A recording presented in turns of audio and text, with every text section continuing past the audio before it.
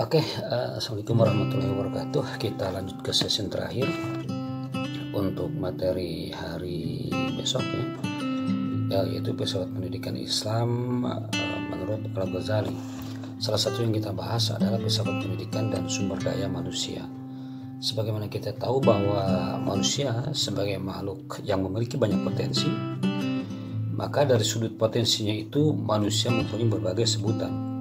Ada manusia yang mempunyai potensi intelek, maka manusia disebut Homo intellectus. Kemudian manusia mempunyai potensi berkemampuan untuk membuat beragam barang dan peralatan, maka manusia dalam hal ini disebut Homo faber. Kemudian manusia memiliki potensi untuk bermasyarakat, maka manusia disebut Homo sapien atau Sociale Anima.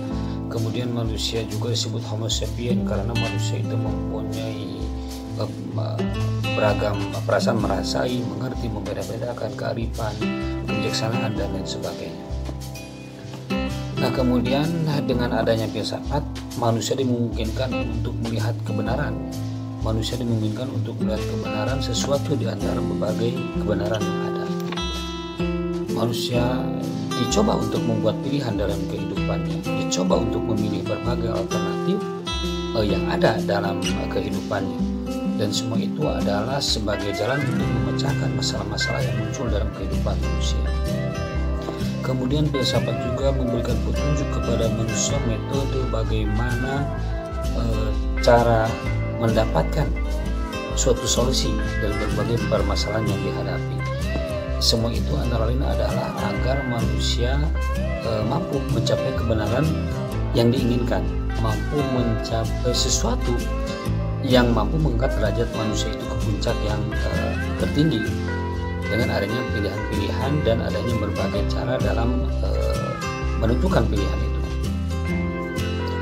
Manusia mempunyai kebutuhan yang banyak. Kemudian dalam kehidupan ini manusia juga diharapkan untuk bertindak dalam rangka pemenuhan kebutuhan itu. Kemudian muncul filsafat pendidikan, di mana filsafat pendidikan itu melakukan dua pendekatan terhadap manusia. Pertama, bahwa filsafat pendidikan diartikan sebagai aliran yang didasarkan pada pandangan filosofis para tokoh. Sedangkan yang kedua adalah usaha untuk menemukan jawaban dari pendidikan beserta problem-problem yang ada yang memerlukan tinjauan filosofis. Nah, dari pendekatan pertama terkait kualitas potensi manusia, ada 3 aliran filsafat yang membahas ini. Pertama adalah filsafat naturalisme yang menyatakan bahwa manusia memiliki potensi alami, manusia mempunyai potensi nature yang dapat berkembang secara alami tanpa memerlukan bimbingan dari luar dirinya.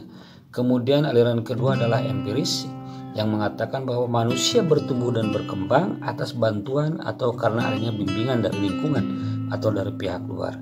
Nah, kemudian yang ketiga adalah aliran konvergensi, di mana aliran ini menghubungkan atau menggabungkan aliran pertama nature atau alami atau bawaan dengan aliran empiris, bahwa memang betul manusia itu mempunyai sesuatu yang dibawa sejak dia lahir, bahwa betul itu manusia itu mempunyai sesuatu secara kodrati atau bakatnya, tetapi bakat itu perlu dikembangkan, perlu diasuh, kemudian perlu masukan dari luar agar bakat itu bisa berkembang sesuai dengan potensi yang ada. Jadi bakat itu bisa menjadi sesuatu yang aktual ketika bakat itu mendapat bimbingan yang ada, begitu kalau menurut aliran konvergensi. Nah, kemudian ketiga aliran ini menjadi pemikiran tentang manusia dalam kaitan dengan problematik pendidikan. Kemudian ada salah seorang tokoh Ostam di sini menambahkan adanya faktor kesadaran sebagai faktor keempat dari ketiga faktor tadi. Faktor nature, kemudian faktor empiris, kemudian konvergensi, kemudian sini ditambahkan faktor kesadaran. Jadi menurut tokoh ini, walaupun manusia itu mempunyai bakat yang baik, kemudian dididik secara baik pula, maka hasilnya akan menjadi lebih baik apabila ada motivasi intrinsik atau apabila ada dorongan kesadaran dari diri si individu itu. atau dari diri si peserta didik itu untuk mau mengembangkan dirinya menuju hal yang lebih baik lagi. Kalaupun dia punya bakat, sekali lagi, kemudian dia punya bimbingan, tapi kalau dia tidak punya kesadaran dalam kehidupannya, maka bakat kemudian bimbingan yang dia dapatkan itu tidak akan menempatkan manusia itu menjadi manusia yang berguna atau menjadi manusia yang baik ya dalam pandangan dalam kehidupan. Filsafat pendidikan sebagai sistem dapat dilihat dari dua pendekatan. Pertama adalah pendekatan filosofis sebagaimana yang sudah saya kemukakan di atas.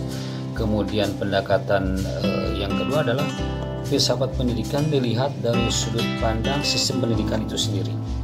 Nah, berdasarkan pendekatan ini, filsafat pendidikan merupakan suatu usaha yang dilakukan untuk menemukan jawaban tentang pendidikan dan problem-problem yang ada yang memerlukan tujuan filosofis. Nah, filsafat pendidikan ini adalah pemikiran filsafat yang diterapkan dalam bidang pendidikan. Kemudian pendidikan dalam hubungannya dengan individu dan masyarakat bisa dilihat dari bagaimana garis hubungan dengan filsafat pendidikan dan sumber daya manusia. Maka dari sudut pandang individu, pendidikan adalah usaha untuk mengembangkan potensi yang dipunyai oleh individu. Kemudian dari sudut pandang kemasyarakatan, pendidikan adalah sebagai pewaris dari nilai-nilai budaya yang ada. Maka dalam pandangan ini, pengembangan dua tugas utama yaitu peningkatan potensi individu dan pelestarian nilai-nilai budaya yang ada. Maka manusia sebagai makhluk berbudaya pada hakikatnya adalah pencipta budaya itu sendiri. Budaya itu kemudian meningkat sejalan dengan peningkatan potensi penciptaan budaya itu. Nah, tingkat perkembangan kebudayaan sebuah masyarakat atau suatu bangsa itu ditentukan oleh tingkat kualitas sumber daya manusia yang ada. Jadi, tingkat kualitas sumber daya manusia merupakan pendukung nilai-nilai budaya tersebut. Pada masyarakat yang masih primitif misalnya, itu akan sangat berbeda dengan masyarakat yang modern. Di lingkungan masyarakat yang masih tingkat sumber daya manusianya bisa dikatakan rendah, maka potensi sumber daya manusia hanya dikembangkan untuk memenuhi kehidupan sehari-hari saja. Berbeda dengan di masyarakat yang memang tuntutan kehidupannya tinggi, maka mereka berusaha untuk lebih meningkatkan tingkat profesionalitas dalam kehidupan mereka. Jadi untuk memenuhi tuntutan itu, setiap individu dituntut untuk meningkatkan kualitas sumber dayanya masing-masing. Karena apa? Kemajuan peradaban manusia itu ditentukan oleh sumber daya, oleh ilmu pengetahuan dan teknologi. Kemudian makin tinggi tingkat iptek, maka akan makin maju pula peradaban suatu bangsa. Jika tingkat kualitas sumber daya manusia suatu bangsa itu rendah atau salah satu sarana yang maka tingkat kebudayaan, tingkat kemajuan, tingkat peradaban bangsa itu juga akan rendah. Tetapi apabila sumber daya manusianya tinggi, maka tingkat kebudayaan, iptek, kemudian kualitas yang ada dalam bangsa itu akan semakin maju dan modern. Jadi intinya teman-teman semua, dalam pembahasan kita hari ini yaitu tentang filsafat pendidikan Islam menurut Al-Ghazali sudah saya paparkan dari bagian pertama, yang kedua, dan kemudian ketiga yang sekarang ini. Kalau misalnya ada pertanyaan, silakan disimpan di kolom komentar ya untuk teman-teman. Selamat berjumpa di kelas, insya Allah. Assalamualaikum warahmatullahi wabarakatuh.